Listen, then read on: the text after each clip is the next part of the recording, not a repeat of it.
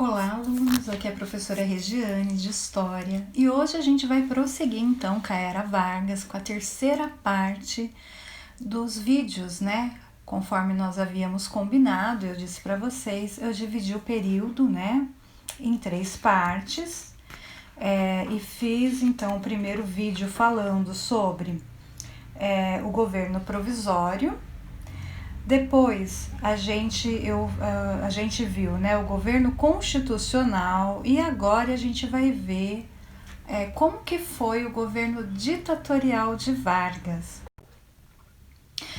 O governo constitucional de Vargas ele iria terminar em 1938, né?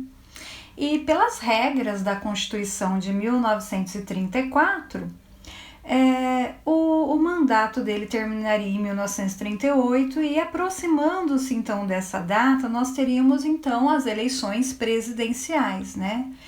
E deu-se início à campanha, né? Os candidatos começaram a fazer as suas campanhas eleitorais, mas enquanto isso, Vargas ele preparava um golpe de Estado para poder permanecer na presidência da República.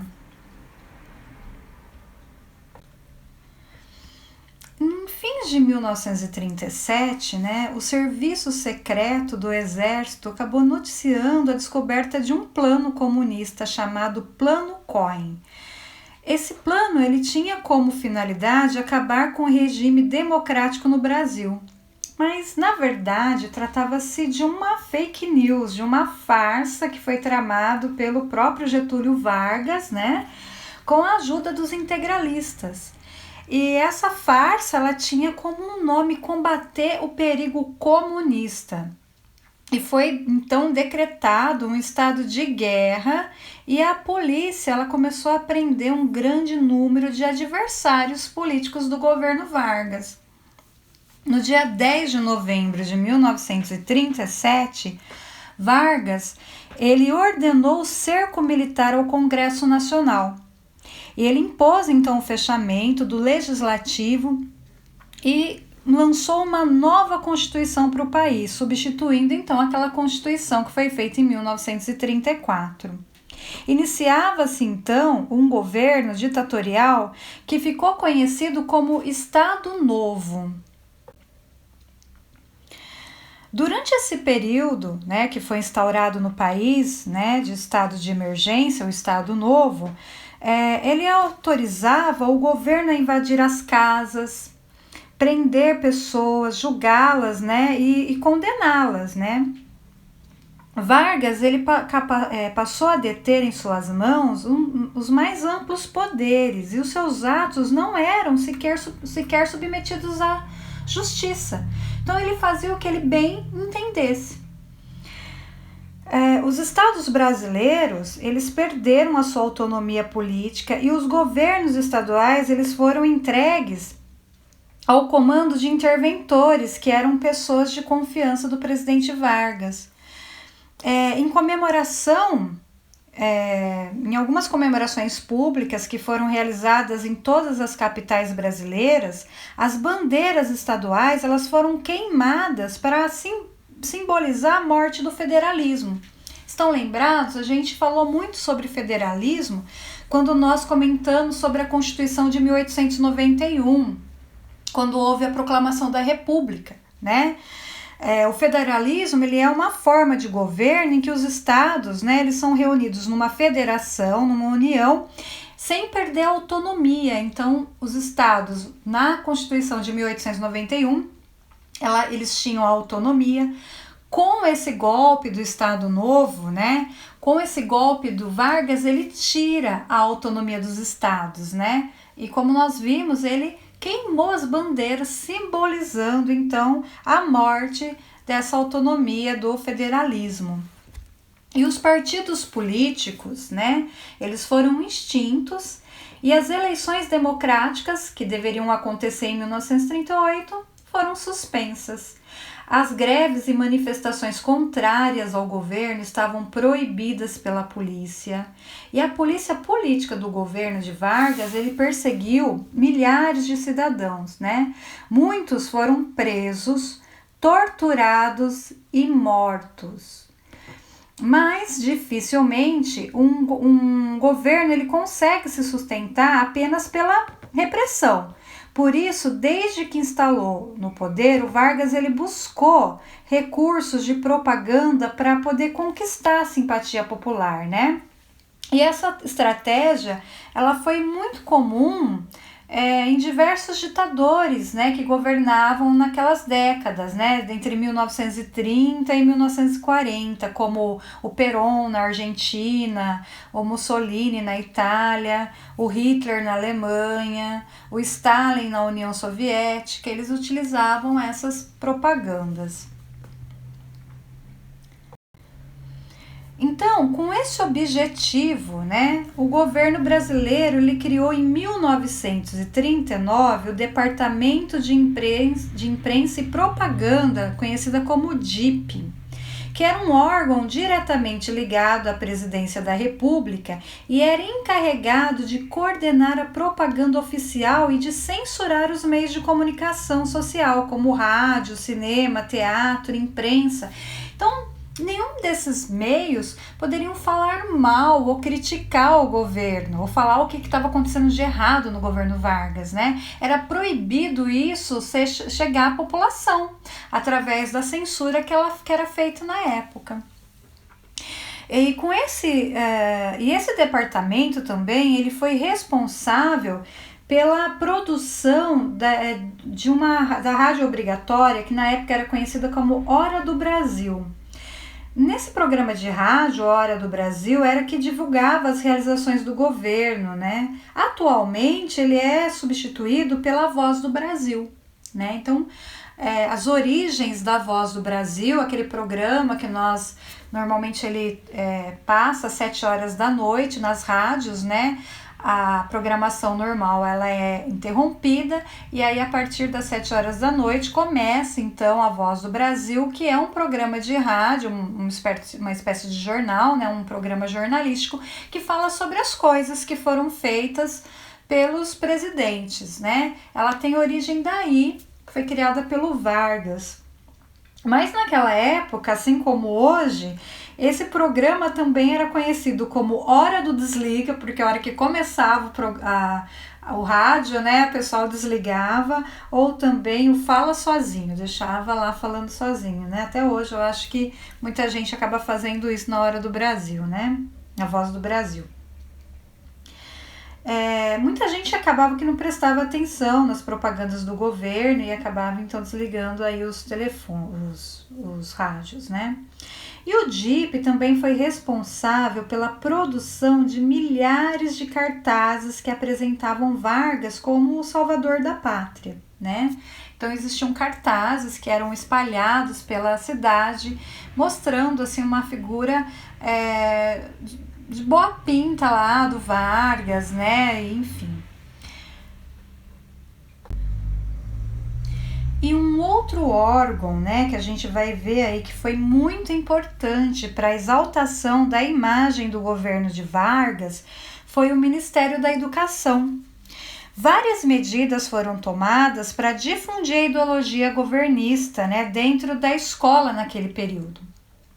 Algumas delas é a obrigatoriedade do ensino de moral e cívica, o canto com repertório musical nacionalista, desfiles e paradas de estudantes em comemoração às datas cívicas, a adoção de livros didáticos que promoviam um culto a Getúlio Vargas e seu governo. Aqui a gente vê duas imagens que demonstram aí, né, que apareciam dentro dos livros didáticos da época, mostrando aí a figura do Getúlio Vargas como uma pessoa carismática, né? Essas crianças com as bandeiras do Brasil na mão, olhando assim carinhosamente para ele. Então tudo isso era uma maneira de se fazer aí uma lavagem cerebral nas crianças para que eles pudessem aceitar então a figura de Vargas como um governo bondoso, né? Só que se você criticasse ele, você iria ter aí sérios problemas, né? Poderia ir preso, ser torturado, ser exilado do Brasil, né? Vargas também ele se esforçou para obter a colaboração também de intelectuais, né?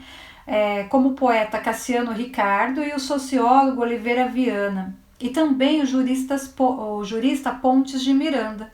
Na música popular, o governo ele encomendava canções, né, com letras que eram favoráveis à sua política. Então, compositores famosos, né, como Ataúfo Alves e o Wilson Batista na época, ele encomendava então músicas para esses artistas, né, e esses artistas faziam as letras assim, enaltecendo o governo de Vargas. Em 1943, né, o Benito Lacerda e a Darcy Oliveira, eles compuseram um samba que chama Salve 19, Salve 19 de Abril, que foi em homenagem ao aniversário de 60 anos de Getúlio Vargas. Ele foi gravado pela Dalva de Oliveira, né? E a letra ela dizia o seguinte, ó: se veio ao mundo, foi Deus quem quis, o timoneiro que está com o leme do meu país. E para que siga rumo certo o meu Brasil, Deus que lhe dê muitos 19 de abril. Estão vendo aí? Isso é um exemplo de uma letra de música que foi encomendada por Getúlio Vargas. Porém, gente, muitos intelectuais, eles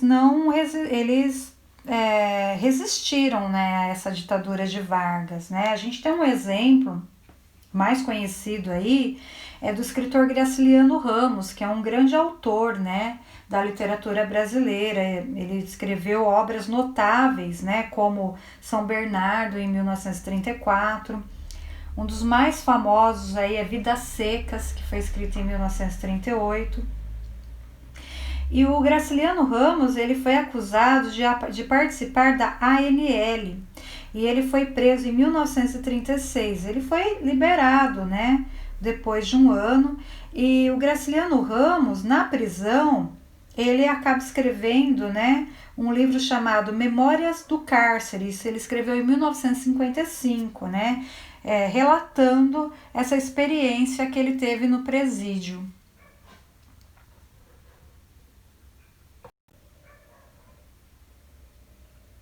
Temos aí, então, também dentro do governo de Vargas, um movimento cultural, né? Porque os anos 30, eles foram marcados por expressivas transformações culturais. No plano da arte, a gente viu que desde o início dos anos 20, né, de 1920, havia um movimento modernista, né, que procurava redefinir a cultura brasileira. Desenvolveu-se dentro do modernismo o grupo Verde e Amarelo, e esse grupo pregava um nacionalismo romântico, né, exaltado, um orgulho patriótico que era obsessivo, né, que em certos momentos acabou até se transformando em civismo de caráter militar. Esse grupo Verde e Amarelo ele estava ligado às intelectuais como Cassiano Ricardo e Menotti Delpitia, né?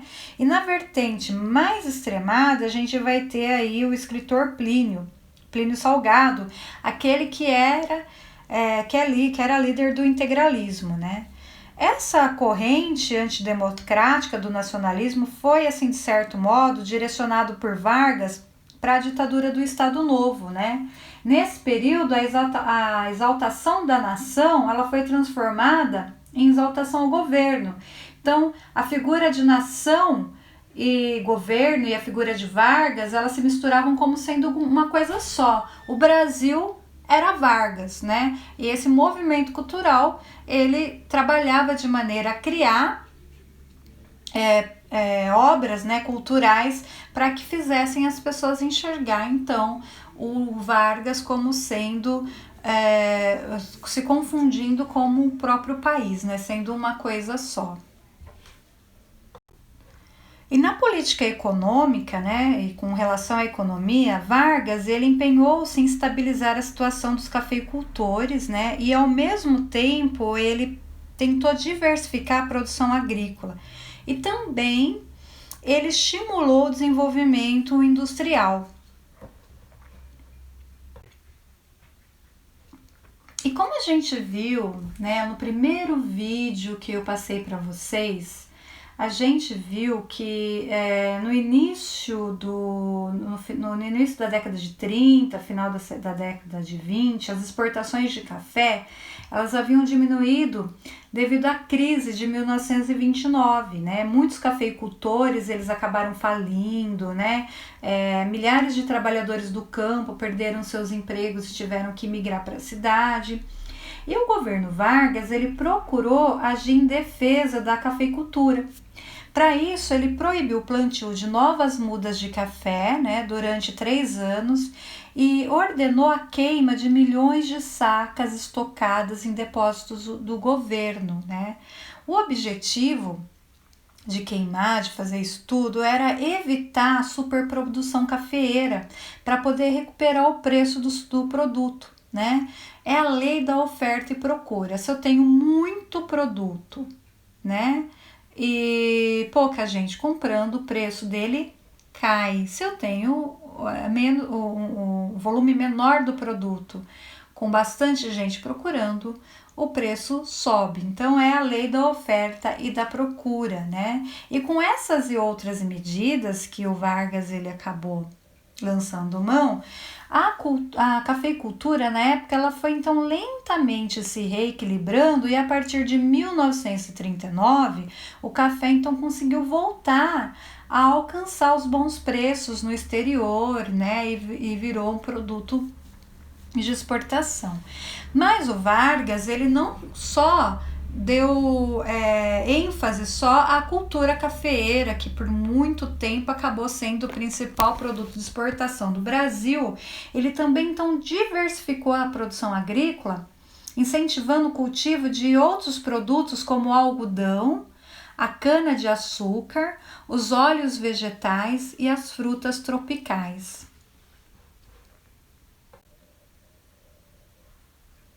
E além de diversificar a produção agrícola, o governo Vargas ele também se preocupou em estimular o desenvolvimento industrial. Então, para isso, ele aumentou os impostos de importação, elevando os preços dos produtos estrangeiros e diminuiu os impostos sobre a indústria nacional, estimulando então a produção e o consumo de produtos nacionais. A política industrial desse período, ela tinha como objetivo substituir as importações de artigos estrangeiros por produtos fabricados aqui no Brasil. E em consequência dessa política econômica, o número de indústrias no país ele dobrou. Então a gente teve aí um significativo aumento de indústrias de alimentos, tecidos, calçados, móveis, né, entre outros. E a eles também somaram-se as filiais de indústrias estrangeiras voltadas para a produção química, para a farmacêutica, para eletrodomésticos, motores de veículos, de pneus, né, entre outras indústrias. Então isso nesse período. E em consequência dessa política econômica, né, em função das dificuldades, né, para criação dessas indústrias de base, né, voltadas para a produção de máquinas e equipamentos pesados, né, e também de produtos químicos e minérios, o governo ele passou a intervir na economia, fundando então empresas estatais, né, para atuar nos campos da siderurgia, né, e de mineração.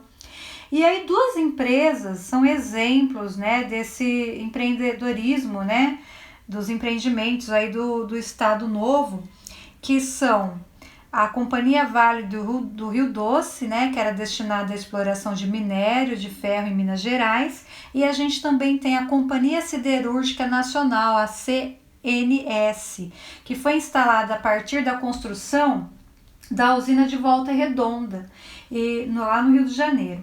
E o aço fornecido por essa usina foi fundamental para a industrialização no país, né, porque ele era utilizado como matéria-prima em outros setores industriais. E apesar do desenvolvimento alcançado, né, nesse período, o setor industrial não superou a tradicional agricultura de exportação, tá? Então, nos anos finais aí da Segunda Guerra Mundial, entre 1942 e 1945, os produtos agrícolas, como o algodão e o café, voltaram a ser exportados em condições muito favoráveis, sendo aí então os principais produtos econômicos brasileiros.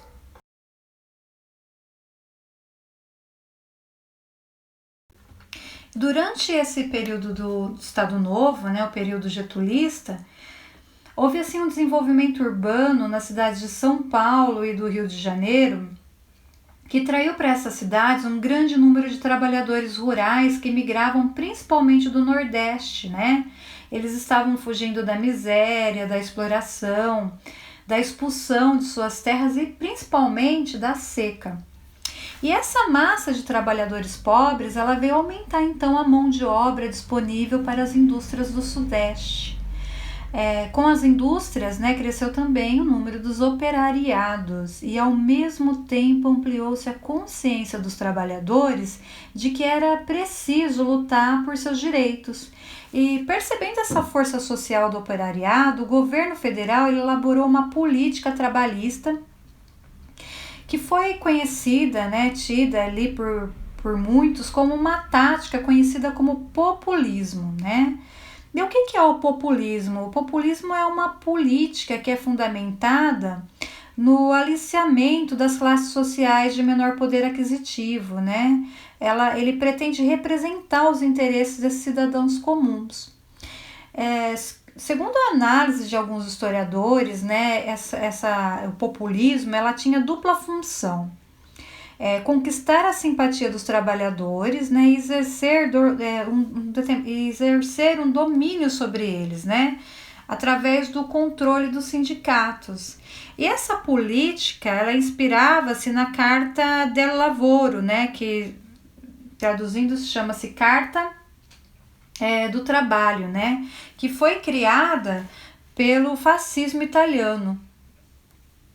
E assim, então, nesse período foi implantado uma série de leis trabalhistas, né? E essas leis, elas resultaram, em grande medida, das lutas e reivindicações dos movimentos operários, né?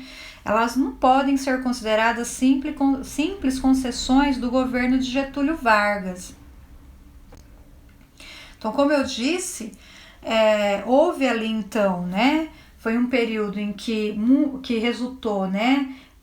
De leis trabalhistas, mas como eu disse para vocês, a gente tem que pensar o seguinte, não é que Getúlio Vargas deu de mão beijada porque ele era bonzinho, a gente está falando ali de uma luta que vem desde o começo do século, com a formação de sindicatos. Na atividade anterior, vocês viram, né, eu trouxe alguns textos falando sobre a situação da mulher no mercado de trabalho, né, que ela recebia salário menor do que o homem, as crianças também eram contratadas, né, porque poderia fazer o serviço recebendo menos. Então foram anos e anos de luta, né, para tentar então ter leis que garantissem um mínimo aos trabalhadores, né. E entre essas leis trabalhistas que foram implantadas, né, nessa época, a gente vai destacar aqui aquelas que asseguraram ao operário, né, os direitos como o salário mínimo, as férias remuneradas, a jornada diária não superior a 8 horas, a proteção ao trabalho da mulher e do menor, a estabilidade no emprego, né? E em 1943, essas leis elas foram reunidas na Consolidação das Leis do Trabalho, que a gente conhece como CLT. E esse foi um importante marco na história da legislação trabalhista do país.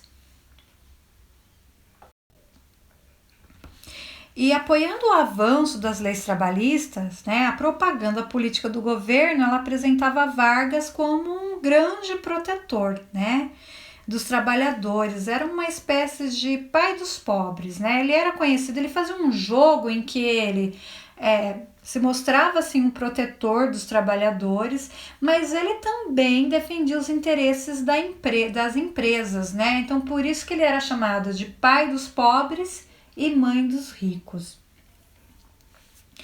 E para reforçar essa imagem, né, Vargas sempre começava os seus discursos, né, dizendo: trabalhadores do Brasil, né?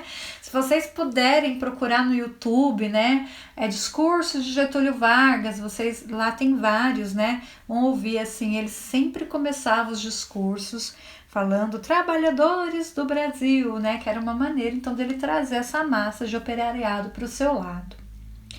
O governo de Getúlio Vargas ele também pregava a conciliação nacional entre trabalhadores e empresários, né? E ele colocava ele se colocava como uma espécie de juiz desses conflitos entre patrões e empregados, né? De um lado, como eu disse para vocês, ele reconhecia as necessidades e as aspirações dos trabalhadores, né?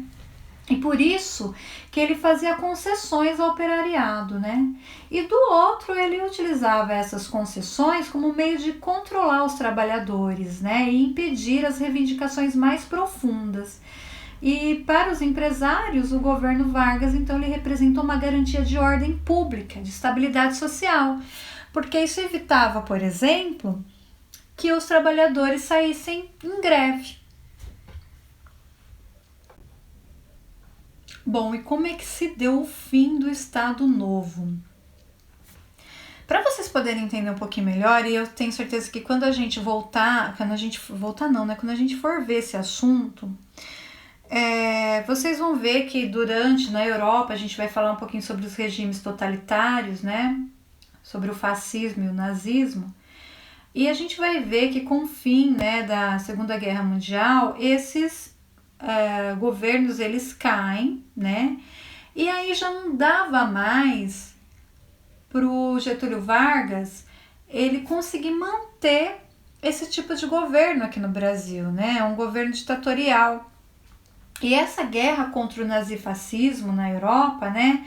Ela de certo modo ela foi aproveitada pelos grupos liberais brasileiros para combater o fascismo interno, né, que era o próprio Estado Novo, né, a ditadura de Vargas.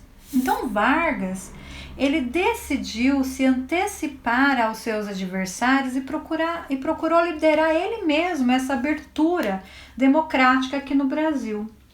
Então, em fevereiro de 1945, ele fixou um prazo para as eleições presidenciais, né? E além disso, ele concedeu anistia ampla a todos os condenados políticos, ele libertou os comunistas que estavam presos, né? Entre eles ele libertou o líder, né? Luiz Carlos Prestes, e ele permitiu também a volta de exilados que estavam fora do país. E nesse contexto renascia também a vida partidária, né? Então começaram a se organizar vários partidos políticos, como a União Democrática Nacional, o DN, o Partido Social Democrático, né, o PSD, o Partido Trabalhista Brasileiro, o PTB, e o Partido Social Progressista, PSP, e também foi legalizado o Partido Comunista do Brasil, o PCB, que até então estava agindo ali na clandestinidade. Nas eleições presidenciais, elas foram marcadas para o dia 2 de dezembro de 1945, né? E concorriam 3 candidatos.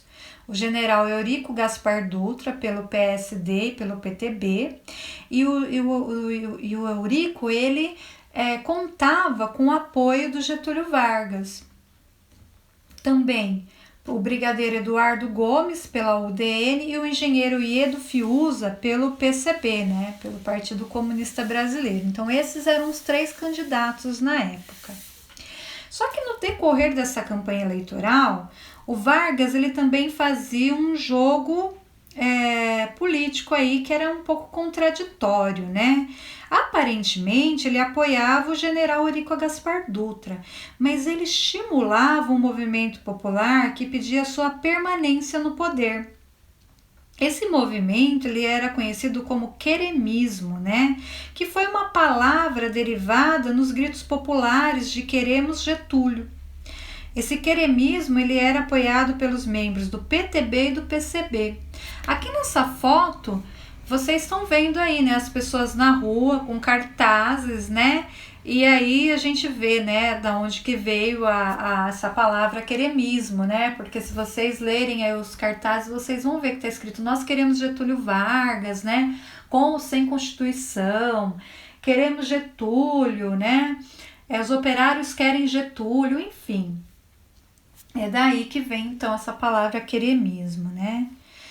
E o Vargas, aproveitando desse momento de prestígio popular, das pessoas saindo na rua e pedindo, né, por ele, para ele continuar no governo, ele foi lá e decretou a lei antitruste, que isso por volta de 1940, em junho de 1945.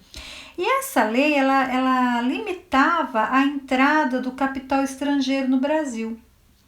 E essa lei ela acabou provocando forte reação dos representantes de empresas estrangeiras, especialmente as norte-americanas. O setor de oposição, concentrados na UDN, eles começaram a temer que Vargas continuasse no poder e impedisse a realização das eleições presidenciais.